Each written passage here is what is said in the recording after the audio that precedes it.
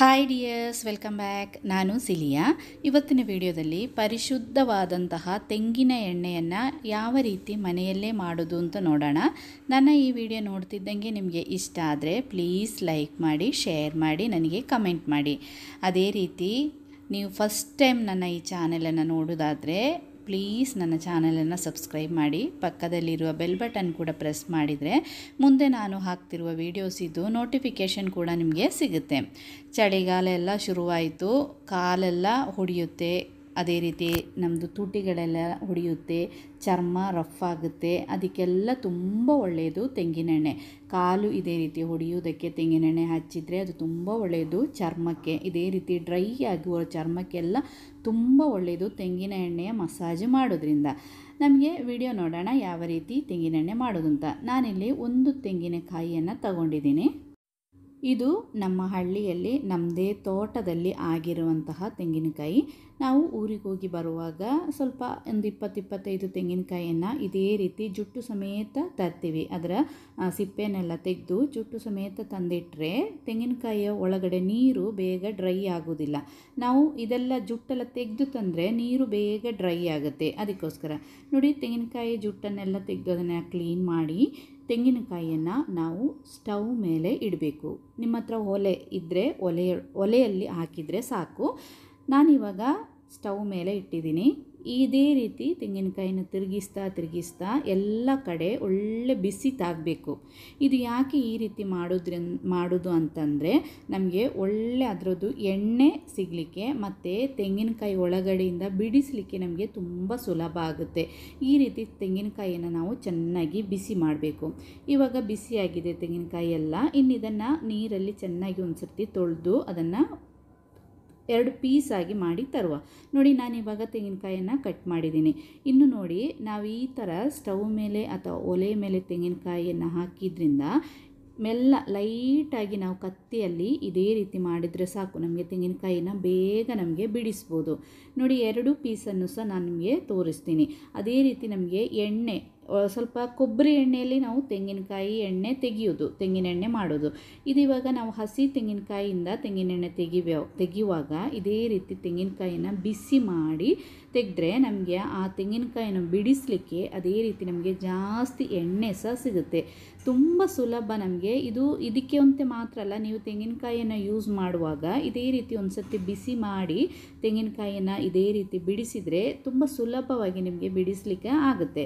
ಇದು ಒಳ್ಳೆ ಒಂದು ಟಿಪ್ಪು ಕೂಡ. ನಿಮಗೆ ಇದನ್ನು ಮುಂದೆ ಟ್ರೈ ಮಾಡಬಹುದು. ನೋಡಿ, ತೆಂಗಿನಕಾಯಿಯನ್ನೆಲ್ಲ ಬಿಡಿಸಿದ್ದೀನಿ. ಎಷ್ಟು ನೀಟಾಗಿ ಬಿಡಿಸಿದ್ದೀನಿ ನೋಡಿ. ಇದು ನಾವು ಬಿಸಿ ಮಾಡೋದ್ರಿಂದ ಇದೇ ರೀತಿ ನಮಗೆ ಕ್ಲೀನಾಗಿ ಬಿಡಿಸ್ಬೋದು. ಇನ್ನು ತೆಗೆದಿಟ್ಟಿರುವಂತಹ ತೆಂಗಿನಕಾಯಿಯನ್ನೆಲ್ಲ ಇದೇ ರೀತಿ ಸಣ್ಣ ಸಣ್ಣ ಪೀಸಾಗಿ ಕಟ್ ಮಾಡ್ಕೊಳ್ಳೋಣ. ಮಿಕ್ಸಿ ಜಾರಿಗೆ ಹಾಕಿ ನಾವು ಇದನ್ನು ಗ್ರೈಂಡ್ ಮಾಡಬೇಕು. ಅದಕ್ಕೋಸ್ಕರ ಈ ಪೀಸ್ ಮಾಡಿದ ತೆಂಗಿನಕಾಯಿಯನ್ನೆಲ್ಲ ನಾವು ಇನ್ನಿದನ್ನು ಒಂದು ಮಿಕ್ಸಿ ಜಾರಿಗೆ ಹಾಕಿ ಗ್ರೈಂಡ್ ಮಾಡಬೇಕು. ನಾನಿವಾಗ ಸಣ್ಣ ಜಾರಿಗೆ ಹಾಕ್ತಾ ಇದ್ದೀನಿ. ಒಮ್ಮೆಲೆ ದೊಡ್ಡ ಜಾರಿಗೆ ಹಾಕಿದರೆ ನಮಗೆ ಅದು ರುಬ್ಬಲಿಕ್ಕೆ ಸ್ವಲ್ಪ ಕಷ್ಟ ಆಗುತ್ತೆ. ಅದಕ್ಕೆ ಸ್ವಲ್ಪ ಒಂದು ಸಣ್ಣ ಜಾರಿಗೆ ಹಾಕಿ ಸ್ವಲ್ಪ ನೀರು ಹಾಕಿ ಇದನ್ನು ಗ್ರೈಂಡ್ ಮಾಡಬೇಕು. ನಾನೀಗ 2 ಬ್ಯಾಚ್ ಆಗಿ ತೆಂಗಿನಕಾಯಿನೆಲ್ಲ ಗ್ರೈಂಡ್ ಮಾಡಿ ತೆಗೆದಿಟ್ಕೊಂಡಿದ್ದೀನಿ. ನೀರು ಹಾಕಿ ಗ್ರೈಂಡ್ ಮಾಡ್ಬೋದು, ಏನು ಪ್ರಾಬ್ಲಮ್ ಇಲ್ಲ. ಇನ್ನು ಒಂದು ಬೌಲ್ ತಗೊಂಡು ಅದಕ್ಕೆ ಕ್ಲೀನ್ ಆಗಿರುವಂತಹ ಒಂದು ಬಟ್ಟೆಯನ್ನು ಇದೇ ರೀತಿ ಇಟ್ಟು ಈ ತೆಂಗಿನಕಾಯಿ ನಾವು ರುಬ್ಬಿ ಇಟ್ಟಿದ್ದೀವಲ್ಲ, ಈ ತೆಂಗಿನಕಾಯಿ ಸ್ವಲ್ಪ ಹಾಕಬೇಕು. ನಾನಿವಾಗ 2 ಬ್ಯಾಚ್ ಆಗಿ ಇದನ್ನು ಹಾಲು ತೆಗಿತಾ ಇದ್ದೀನಿ. ಒಮ್ಮೆಲೆ ಜಾಸ್ತಿ ಹಾಕಿದರೆ ನಮಗೆ ಅದು ಹಿಂಡಿ ಅದರ ಹಾಲು ತೆಗಿಲಿಕ್ಕೆ ಕಷ್ಟ ಆಗುತ್ತೆ. ಇವಾಗ ನಾನು ಒಂದು ಬ್ಯಾಚ್ ಹಾಕಿದ್ದೀನಿ. ನಮಗೆ ಒಂದು ಕೈಯಲ್ಲಿ ಅದನ್ನು ಹಿಂಡಿ ತೆಗಿಲಿಕ್ಕೆ ಎಷ್ಟಾಗುತ್ತೋ ಅಷ್ಟು ಮಾತ್ರ. ಇನ್ನು ಇದೇ ರೀತಿ ಪ್ರೆಸ್ ಮಾಡಿ ಎಷ್ಟು ಸಾಧ್ಯ ಆಗುತ್ತೋ ಅಷ್ಟು ಅದರೊಳಗಡೆ ಇರುವ ಆ ತೆಂಗಿನಕಾಯಿ ಹಾಲನ್ನು ನಾವು ತೆಗಿಬೇಕು. ನೋಡಿ, ಇದೇ ರೀತಿ ಮೇಲ್ಗಡೆಯಿಂದ ಮೆಲ್ಲ ಪ್ರೆಸ್ ಮಾಡ್ತಾ ಬರಬೇಕು.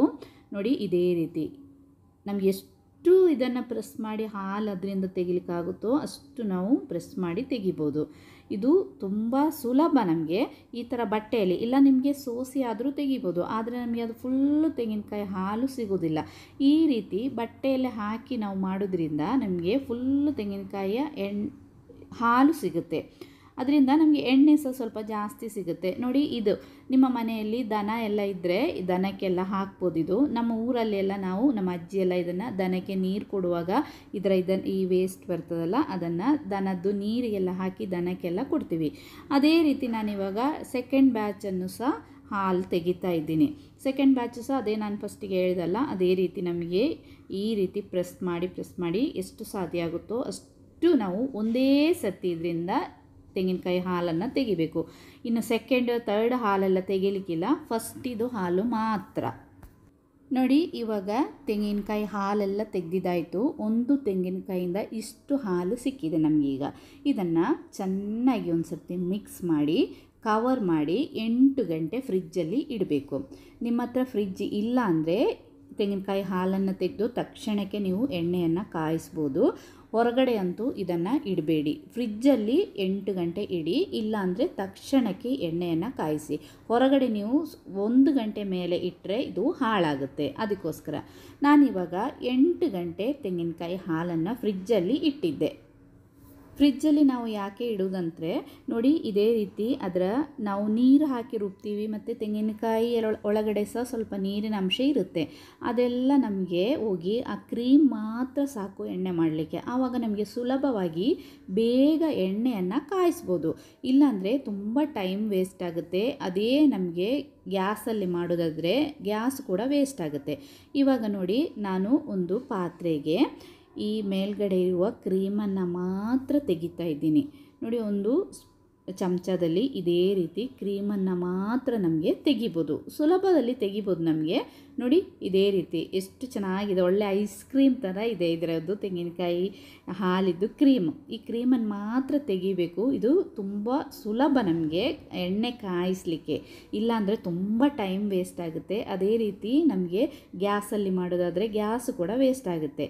ಇನ್ನು ಈ ತೆಗೆದಿರುವ ಕ್ರೀಮನ್ನೆಲ್ಲ ಇದೇ ರೀತಿ ಒಂದು ಸರ್ತಿ ಚೆನ್ನಾಗಿ ಇದನ್ನು ಮಿಕ್ಸ್ ಮಾಡಬೇಕು. ಎಲ್ಲ ಕಡೆ ಅದು ಸ್ವಲ್ಪ ಗಂಟೆಲ್ಲ ಇರುತ್ತೆ, ಕೆಲವು ಕಡೆ ದಪ್ಪ ಇರುತ್ತೆ. ಅದಕ್ಕೆ ಇದೇ ರೀತಿ ಇದನ್ನು ಎಲ್ಲ ಕಡೆ ಚೆನ್ನಾಗಿ ಮಿಕ್ಸ್ ಮಾಡಿ ಇದನ್ನು ಸ್ಟವ್ ಮೇಲೆ ಇಡಬೇಕು. ಸ್ಟವ್ ಮೇಲೆ ಇಟ್ಟು ಫಸ್ಟ್ ಸ್ವಲ್ಪ ತಂಪಿರುತ್ತಲ್ಲ, ಒಳ್ಳೆ ಕುದಿ ಬರುವವರೆಗೆ ಫುಲ್ ಫ್ಲೇಮಲ್ಲಿ ಇಡಬೇಕು. ಇದೇ ರೀತಿ ಒಳ್ಳೆ ಕುದಿ ಬರಲಿಕ್ಕೆ ಸ್ಟಾರ್ಟ್ ಆದಮೇಲೆ ಸ್ಲೋ ಫ್ಲೇಮಲ್ಲಿ ನಾವು ಸ್ಟವನ್ನು ಇಟ್ಕೋಬೇಕು. ಫುಲ್ ಫ್ಲೇಮಲ್ಲಿ ಯಾವತ್ತೂ ಇಡಬಾರ್ದು, ಯಾಕಂದರೆ ಅದು ಬೇಗ ಕಪ್ಪಾಗಬಾರ್ದು. ಆ ಸ್ಲೋ ಫ್ಲೇಮಲ್ಲಿ ಕುಕ್ಕಾಗಿ ನಮಗೆ ಪ್ಯೂರ್ ಆಗಿರುವ ತೆಂಗಿನೆಣ್ಣೆ ಸಿಗಬೇಕು. ಇದೇ ರೀತಿ ಮಿಕ್ಸ್ ಮಾಡ್ತಾ ಇರಬೇಕು. 1 ಸೆಕೆಂಡ್ ಅಥವಾ 2 ಸೆಕೆಂಡ್ ಬಿಟ್ಟು ತಕ್ಷಣಕ್ಕೆ ಮಿಕ್ಸ್ ಮಾಡ್ತಾ ಇರಬೇಕು. ಇಲ್ಲಾಂದರೆ ಬೇಗ ಅದು ತಳ ಹಿಡಿಯುತ್ತೆ. ಮತ್ತು ನೀವು ಪಾನ್ ತಗೊಳ್ಳುವಾಗ ತಳ ಸ್ವಲ್ಪ ಗಟ್ಟಿ ಇರುವ ಪಾತ್ರೆ ತಗೊಂಡ್ರೆ ಬೇಗ ನಮಗೆ ಅದು ಈಸಿಯಾಗಿ ಫ್ರೈ ಮಾಡಲಿಕ್ಕೆ, ಎಣ್ಣೆ ಬಿಡಲಿಕ್ಕೆ ಈಸಿ ಆಗುತ್ತೆ.